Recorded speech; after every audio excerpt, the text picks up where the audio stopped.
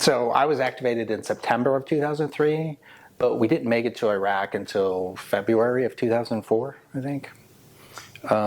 When we first arrived, we were tasked with providing convoy security. I guess it was the best thing to do with tankers since they didn't really need any tanks in Iraq at that point.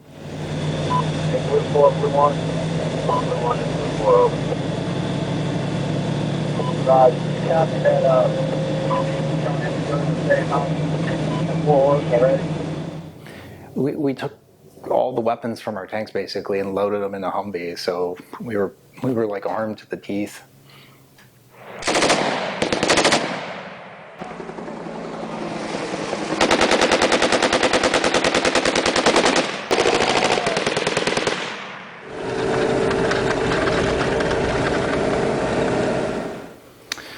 We took a assertive posture, so we didn't have too much trouble providing security for the convoys.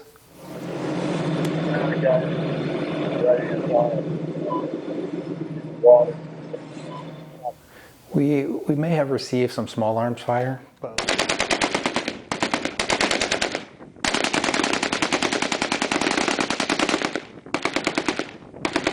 but we moved fast and the insurgents weren't mobile, so it was never really of an issue for us.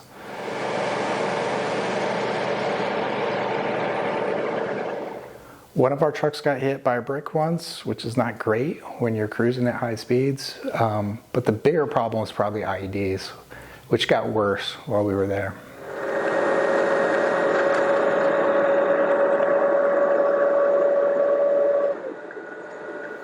I remember one day in particular, I think we were moving some high-paid civilian contractors to another base or something, and the insurgents must have thought we had VIPs with us because we got hit on a road which we had crossed probably hundreds of times before.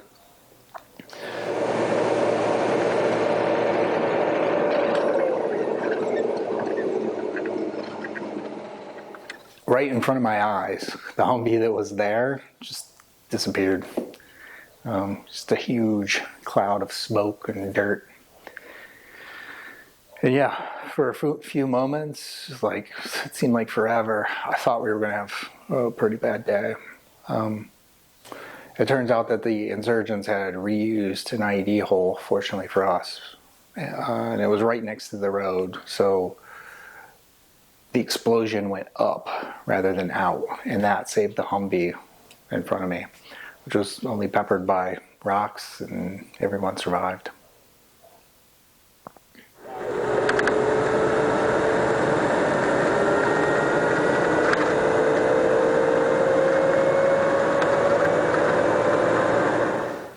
Yeah, after most of the units were rotated in and out, there was less need for convoy security, so we moved up to an old Iraqi air base near 2s. Golden Gate, right 4, radio check. Red Dragon Tango, read the Lima Charlie.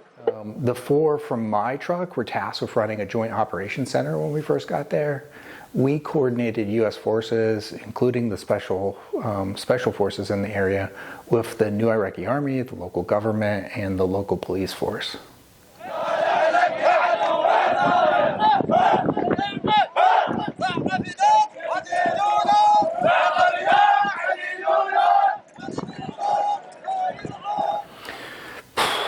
Yeah, and I think that's where the craziest story I have is from. It's from my time in 2s.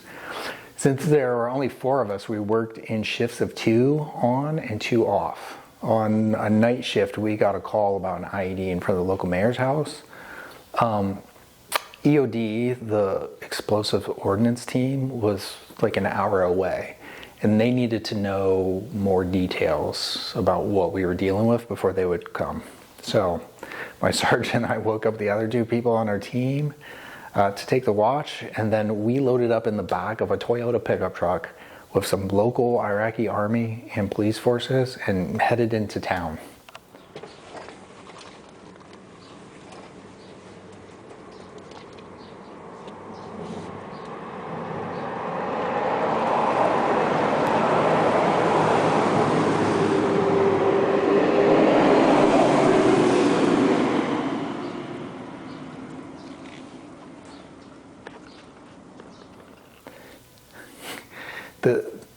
the street by the mayor's house was lit by streetlights, which was great, but it was blocked by these like 8-foot tall Jersey barriers. So we stopped short from where the IED was.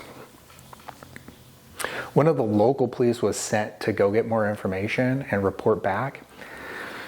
He came jogging back, and once he was back on our side of the barrier, he held up his hand where I could see that he had something. And under the streetlights, I could see that this guy had a grenade in his hand. And, you know, 1,000 things ran through my head at that moment. You know, what should I do? What would you do? Do you run? Do you shoot the guy? Do you grab the grenade? There's really not a lot of good options there.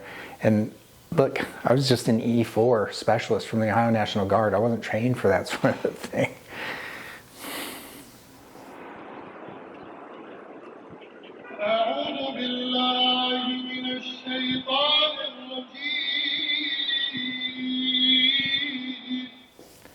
So I glanced to my right to have my interpreter ask him, like, what the f are you doing?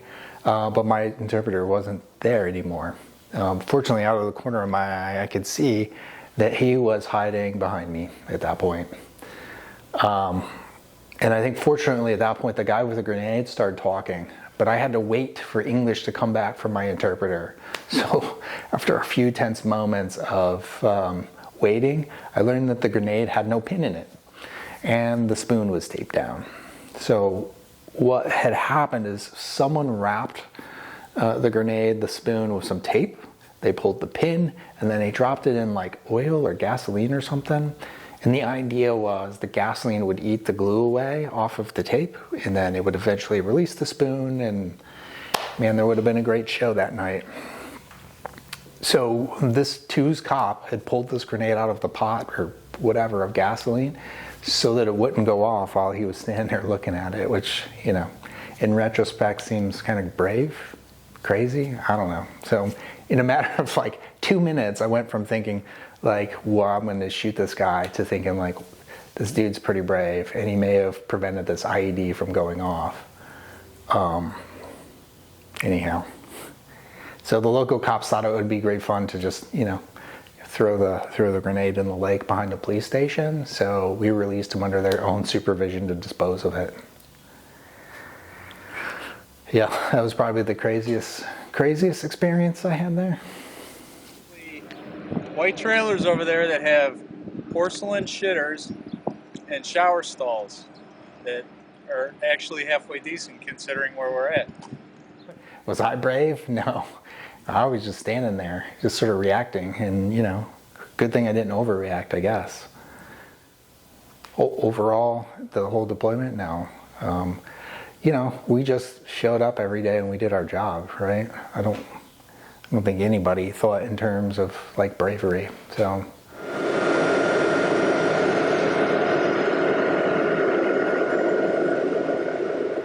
I'll tell you what though, I did feel like I went through 3 phases, sort of like maybe apprehension, then complacency, it's maybe not the right word, but something like that, and then caution. So at first I didn't know what to expect. There was a mix of fear and uncertainty, like about everything, what's going to happen.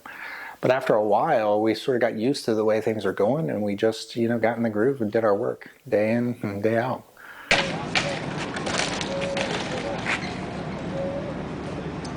So, you know, maybe complacency isn't the right word there. We just did our jobs and sort of accepted, you know, our fate. At least I did. So, but near the end of the tour, when I could see the light at the end of the tunnel, I feel like I probably got a little bit more cautious because I realized that, like, look, there's a good chance I might actually get out of here and make it back home, you know?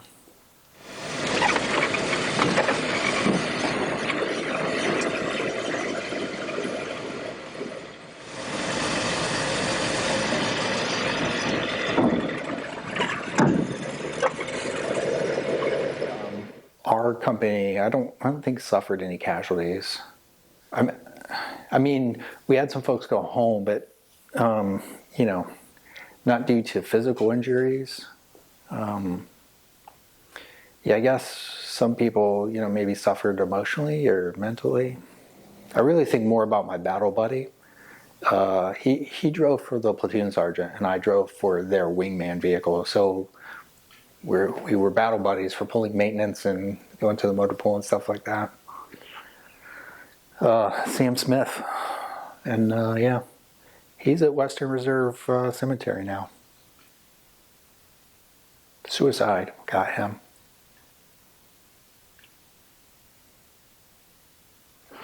Yeah, I think that's all I have to say.